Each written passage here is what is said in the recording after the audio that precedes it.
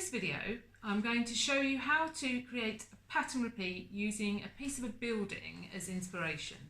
This could be something that could be used to make a wallpaper design, for example.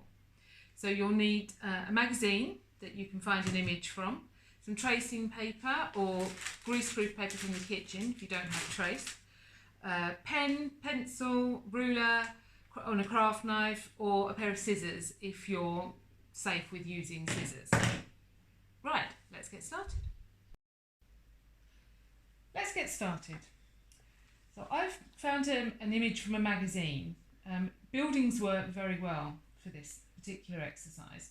So I've cut a piece of tracing paper that is about 7 centimetres by 10 centimetres, and I move it around until I've actually found a piece of the image that I quite like. So then I trace over that image in pencil, and you can see here that this is just a part of the building.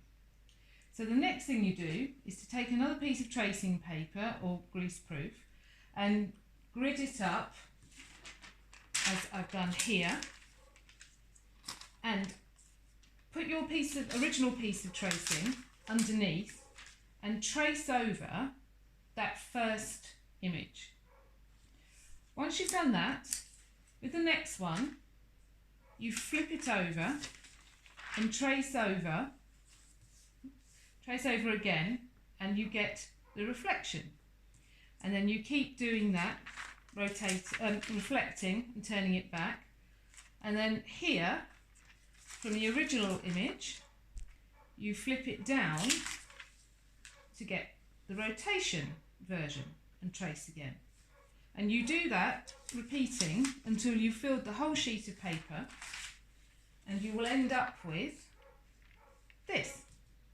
So now, when you look at that, it's actually getting more difficult to tell that it was part of a building when you started off. So if you have a printer that photocopies, you can then take some photocopies to be able to actually colour it in. So here's one that I've done earlier, and if you were to then turn it around another way, you can see it just becomes a pattern repeat that you could scan in onto the computer. There's lots of websites these days that you can scan in an image, and you can actually produce your own piece of wallpaper from that image. Obviously, if you've got more than one, you can start adding them together and keep doing so until you're happy. But certainly have a play with different colourways, because it makes a very big difference to the actual final design. Have fun!